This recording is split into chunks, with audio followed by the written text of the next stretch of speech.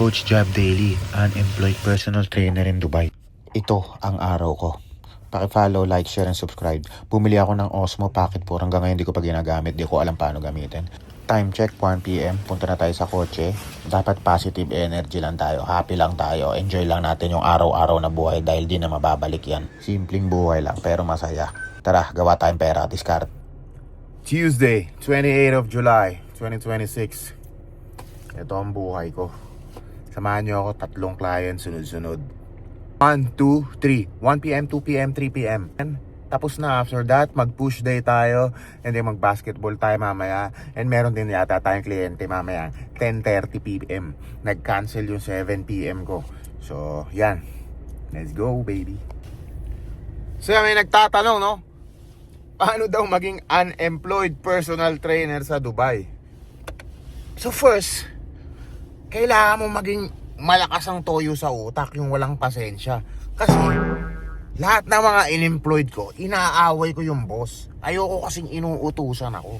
Ganon. What? So, kailangan mo sa sarili mo, hindi ako nakaprogram dito sa employment. Ganon, nakaprogram. So, ano ang benefits ng unemployed? Meron kang oras, marami kang oras sa mundo, which is hindi mo na mababalik ang mga oras. Okay? And then, makakapag-travel ako. Hindi ilang beses sa isang taon. Okay? Unemployed to, ha? Okay? Marami akong time kay paring Ruben. Ha? So, ang dami kong nagagawa, no? Marami akong time mag-gym kasi 3 beses ako nag-workout. Kapag employed ka, 1 hour lang in a day, you know? Pwede ka before and after work. Wait lang, go na. So, benefits also, wala kang amo, walang gigir-gir-gir sa'yo, walang meeting. Ayoko kasi ng meeting. Ayoko na nagkikipag-usap. Blah, blah, blah. Walang nagpapasikat na employee. Wala kang kupal na employee. Alam mo yun, hindi ko kailangan makisama. Ayoko kasi makisama eh. Kaya nga hindi na ako employed, no? Siguro kung mag-e-employed man ako sa Thailand na lang, no? Dito sa Dubai, done. I've been in employment since 2017.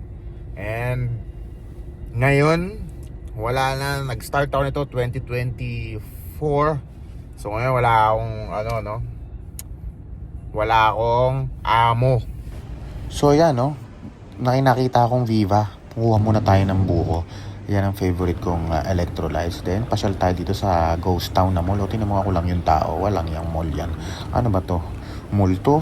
Lagi kayo iinom ng buko. Pampalinis yan ng pantog. Then, dumiretso na ako dito sa Oxygen Gym. So, habang naghihintay tayo ng client natin, of course, lagi tayo maaga dapat sa client natin. Tapos may buko tayo. Advantage naman tayo ng employed, no? Kung ikaw ay employed. Ano yung mga advantage sa'yo? So, una, meron kang basic salary. Meron kang plane ticket. Okay, hindi ka mamumroblema ng bills mo kasi buwan-buwan may pumapasok sa'yo, no? Makakapag-shopping ka kasi alam mo may buwan-buwan. Hindi kagaya ko, unemployed. Di ko alam kung kailan ulit magre-renew. Tapos, wala akong wala akong fixed na income. Sometimes malakas, sometimes mahina. Ganun lang yan para negosyo, no? So, yan ang disadvantage at advantage ng being unemployed. So yan, no? Ang gusto ko rin sa unemployed, wala akong shift, no? Hindi ako magpupulot ng mga weights. Hindi ako makikisama sa boss ko. Hindi ako nalilate sa boss, sa meeting. Marami akong tulog, marami akong training. Nakapag-basketball ako. So yun, no? Wait natin yung client natin, 2 p.m. So, let's go!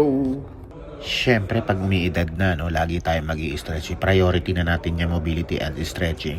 Lalo na pag 37 anyos ka na, kailangan may WD-40 ka lagi. Wow, Muhammad Ali. How are you? You good? Huh? Why are you so cute? Let's go. First client natin si Arbab, si Majid. Yan, si Boss Majid. So yan, no. So boxing lang kami. Ang goal niya lang naman is to lose weight. So pag kids tinuturuan natin more on games, running, sometimes yan. Basta nag-enjoy lang yung bata kasi ang goal niya lang naman is fat loss, no? First session done waiting for second session, which is 3 to 4 p.m. Then, Kalos. Sessions natin yung alaga kong maliit dati, si Muhammad, mas malaki pa sa akin ngayon, no? Ayan, palakihin natin yung katawan, puro boxing kasi. Tapos na tayo magturo, no? So, tayo naman mag-gym. 1 p.m., 2 p.m., 3 p.m. done. So, me time, 5 o'clock na. So, tara, buha tayo saglit. Isa kong kliyente ayaw magpa-video, no? So, yan, okay lang. So, pre-workout and light push lang tayo. May pagchismisan muna tayo. So, alalay lang, no? Dahil may tama tayo sa balikat. So, push day, natural push day. Tapos na tayo magtrabaho. Punta tayo ng basketball court. Tapos na ako mag-gym, push day. So, bilang tayo ng free basketball meal.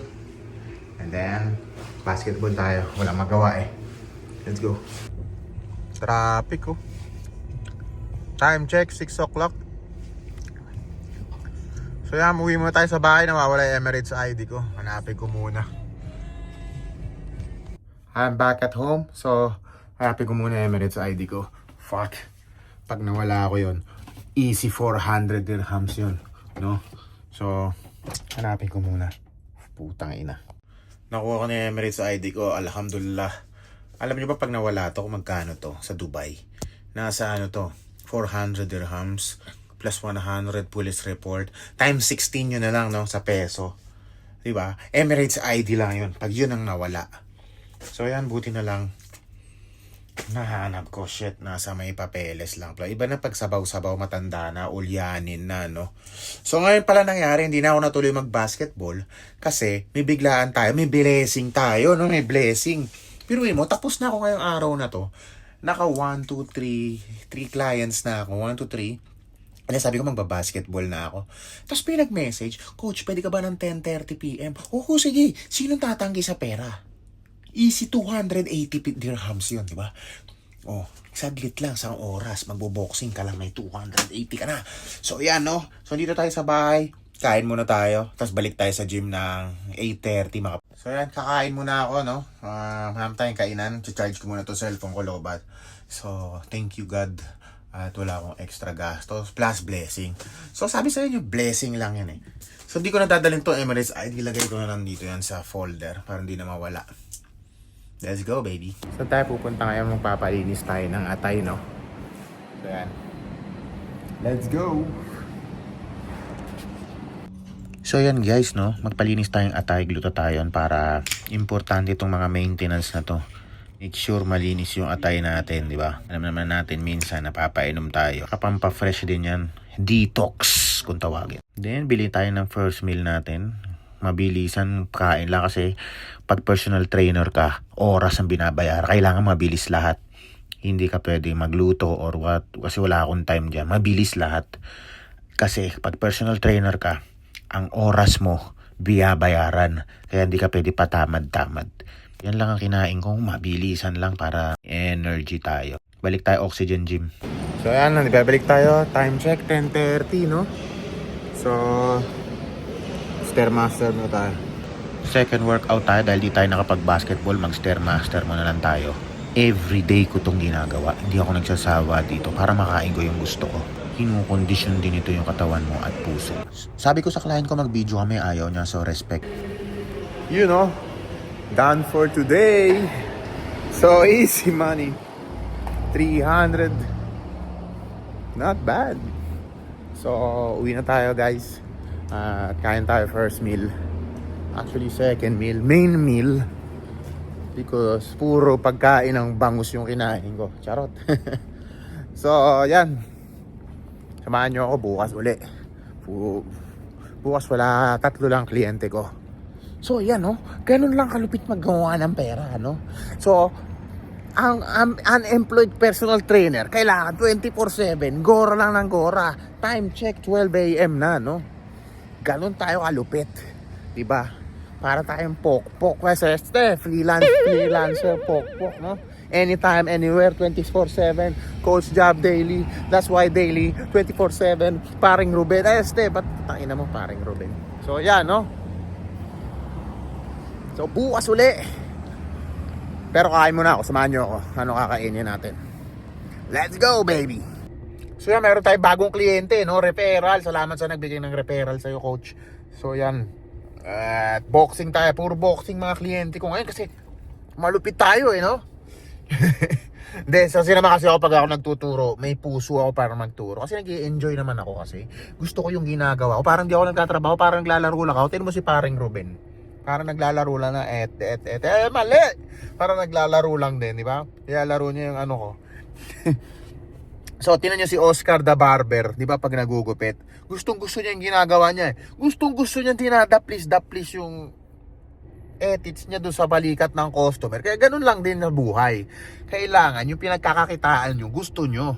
Tinan niyo ako, gusto ko mag-vlog. Kahit wala pa ako masyado kinikita, okay lang, nag-enjoy ako So, ganun din sa coaching. Balang araw, ma-manifest ko, di ba?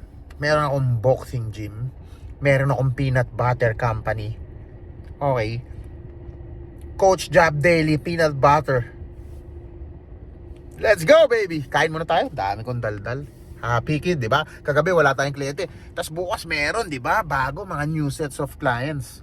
O, di ba? Ganun lang ang buhay. Ganun ang freelance coach. Kailangan lagi ka nagbi-video. Para makita ka ng tao, kailangan you give. You share. Kailangan makita ka ng tao. Di ba? Ito si Coach Job Daily, yung makulit, yung ex ni paring Ruben. Ganon! So, kain muna tayo. Dami ko sinasabi. So, second meal ko yan, Bula Lord. Yan, bone marrow. Yan, favorite ko yan. Kung nagtatanong sa akin anong favorite kong food, kundi steak and bone marrow. Napakasarap yan. Lagi kong ino-order. Yan ang araw ko. Pagka uwi ko, mag-edit na ako, maliligo. And bukas uli. Love you.